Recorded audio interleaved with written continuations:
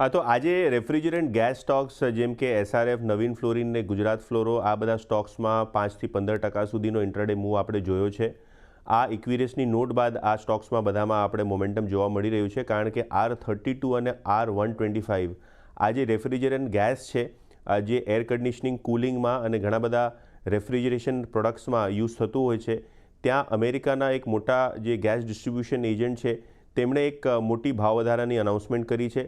કેમ કે આ બધા જ રેફ્રિજરન્ટ ગેસ R32 અને R125માં સપ્લાય શોર્ટેજીસ ચાલે છે. 200% સુધી ભાવ વધારો યુએસ માર્કેટ્સમાં જોવા આવ્યો છે. સૌથી ખાસ વાત એ છે કે નવીન ફ્લોરિન અને એસઆરએફ R32 અને R125નું એક મોટું એક્સપોર્ટ યુએસ માર્કેટમાં કરે છે. એટલે આ જે ભાવ વધારો છે તેના કારણે કદાચ આગળ જતાં તમને આ કંપનીઝને એક ફાયદો જોવા મળી શકે છે.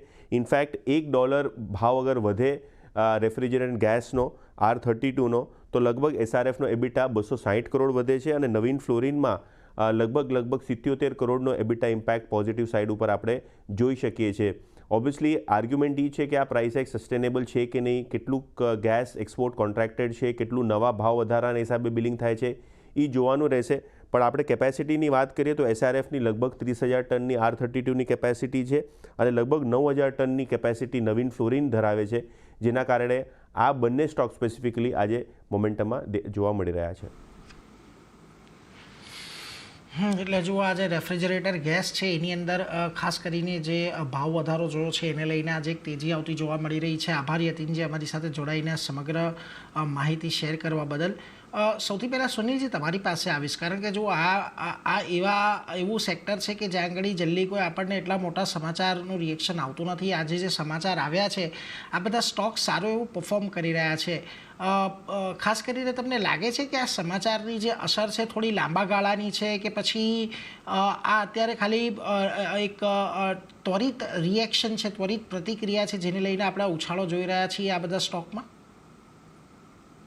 યસ નીરજ, અત્યારના જે પ્રાઇસની રિએક્શન છે એ ક્લિયરલી આ ન્યૂઝ બેઝ છે. આ સસ્ટેનેબલ રહેશે કે નહીં, જેમ યતીનભાઈએ વાત કરી હતી, એ એક ક્વેશ્ચન માર્ક રહેશે. એના ઘણા બધા કારણ છે કે જે અત્યારના ગ્લોબલ વર્લ્ડમાં જે ટેમ્પરેચર હીટઅપ થઈ રહ્યા છે એનું એક મોટું કારણ આ પણ છે કે જે આ રેફ્રિજરન્ટ ગેસ જે બનાવે છે, જે આ ત્રણેય કંપની બનાવે છે, એના કારણે ઓઝોન લેયર ડિપ્લીટ થાય છે અને એના કારણે સનના રેઝ અર્થ ઉપર વધારે આવતા હોય છે. તો અર્થનું ગ્લોબલ ટેમ્પરેચર વધતું જતું હોય છે. એટલે આ ગેસને ઇવેન્ચ્યુઅલી જે આ લોકોની ક્લાઇમેટ કુલની જે થિયરી છે એના પર આ ગેસનું ધીરે ધીરે કરીને ઓછામાં ઓછું યુસેજ થાય એવી એક આખી એક સ્ટ્રેટેજીથી કામ ચાલી રહ્યું છે. હેવિંગ સ્ટેટેડ દેટ, એના કારણે સપ્લાય બી ઓછી છે ને એના કારણે પ્રાઇસ હાઇક બી વધી રહ્યું છે. તો આ જે આપણે એક રિએક્શન જોયું છે એ અત્યારના એક પ્યોરલી મોમેન્ટરી છે, ટેમ્પરરી છે અને આને સસ્ટેન થવું કદાચ આગળ જઈને ડિફિકલ્ટ થશે, કેમ કે ગ્લોબલ વોર્મિંગની જે અગેન્સ્ટની લોકોની જે કામનું કરવાનું છે એના કારણે આનું ગેસનો યુસેજ ધીરે ધીરે ઓછો કરવા માટેના જ પ્રોગ્રામ્સ થશે. એટલે લોંગ ટર્મ પોઈન્ટ ઓફ વ્યૂથી આપણે કોશિયસ રહીને જ રહેવું જોઈએ. ટેકનિકલ હેમનભાઈની એડવાઇસ પરથી કદાચ ટ્રેડિંગ કરી લેવું આવા સ્ટોકમાં વધારે ફ્રૂટફુલ રહી શકે છે. એટલે જો ખાસ કરીને અહીંયા થોડું ધ્યાન રાખજો, થોડી આ જે મોમેન્ટમ છે એ મોમેન્ટમ આપણને કદાચ આટલી લાંબી ચાલતી જોવા નહીં મળે, એટલે એના પર એક ખાસ ફોકસ અહીંયાથી રાખજો તમે. પરંતુ એક ટેકનિકલ